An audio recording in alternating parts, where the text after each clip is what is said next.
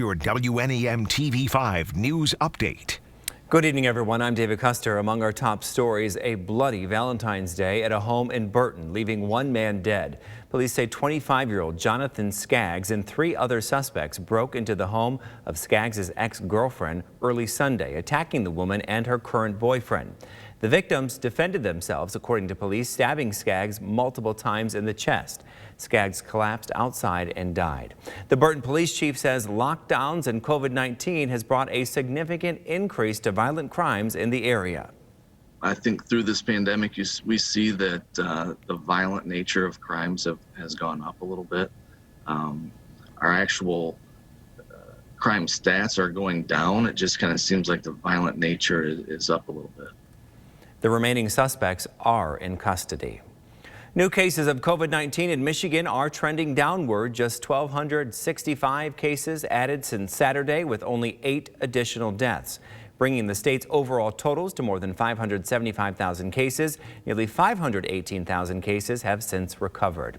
And nearly 24 new COVID-19 outbreaks are being reported at schools statewide. They include Gladwin Junior Senior High School, Schickler Elementary, and Dryden High School in Lapeer County. And now here's Brian with more on that winter storm. Yeah, thanks very much, David. Where last night we picked up a little bit of a coating of snow comparatively. It was an inch to as much as 2 inches in some parts of mid-Michigan. This is going to be the main event as we head on into tonight, as an expansive winter storm, the same one that spawned severe weather, sub-freezing, even sub-zero temperatures and wind chills in a good chunk of even Texas over the weekend. That storm is now centered over Alabama, is going to run right up along the Appalachian Mountains and into New England over the next 24 hours. And even though the low itself is going to come far from reaching us directly, it's this big swath of snow well removed on the system's north side that it's going to have no trouble spreading it across Michigan tonight. We're looking at some pretty heavy snow, even some lake enhancement as you get closer to Lake Huron, because not only is this storm bringing a lot of moisture up out of the Gulf of Mexico, but there's an abundance of Arctic air parked under this high pressure system to the northwest of us for the system to just utilize in the form of snow. And it's going to come down heavily.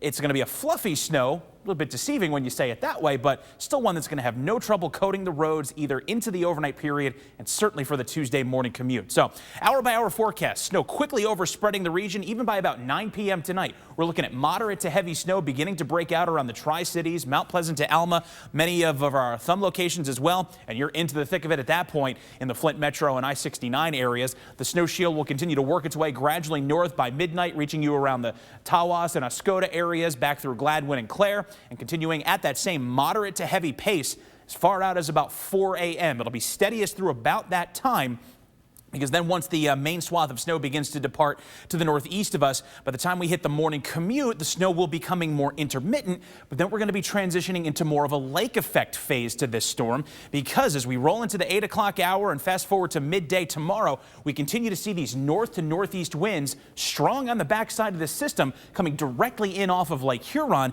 You think back to last week when we had those heavy bands set up on the north end of the bay where as much as 8 to 12 inches of snow fell over the course of a day. Well, now we're going to be at the similar risk of seeing some intense lake effect snow bands, this time coming in across the thumb. That'll persist from midday on into about 3 o'clock in the afternoon. Then finally, as we start to hit 6 p.m., when the winds take a turn more toward the northwest, it'll help to pull more of that snow out of the picture, while the rest of us just see a few lingering flurries and even a little bit of late day clearing.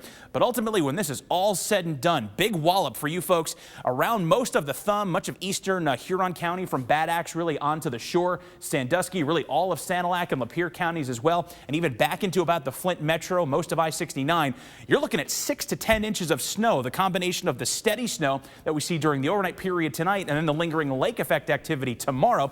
3 to 6 inches for the interior thumb, including places like Caro, Caseville, Bayport, places over toward Bay City and Saginaw as well, even to the west toward Alma and Ithaca, then quickly dropping off to about 1 to 3 inches around Midland, Mount Pleasant, north to Clare and Gladwin, also the immediate north shore of the bay. And if you're around West Branch or Houghton Lake, you'll get a little bit of snow, but likely not enough to shovel since you're generally looking at less than 1 inch. Now, that weren't enough. We also have some even colder conditions coming in with this storm. Low temps around 8 tonight, but with the north winds at 10 to 20 and gusting to 25 miles per hour, not only will we have blowing and drifting snow, but wind chills will be well below zero, staying that way even as the temperatures recover to the mid-teens tomorrow. Steadier snows in the morning will make way for periodic afternoon snow showers. Then heading on into tomorrow night, it gets even colder. Low temperatures anywhere between 5 to 10 degrees below zero on Tuesday night, thankfully with lighter winds. One more day in the deep freeze on Wednesday with clouds increasing in the afternoon. Now with a chance for more snow Thursday into Friday, we at least get our temperatures back to the middle and upper 20s. And it looks like we finally break the true deep freeze as we look toward the weekend, with some 30s even set to return on Sunday and again on Monday. Remember to tune into WNEM TV5 on air and online 24/7 for the latest news, weather, and information.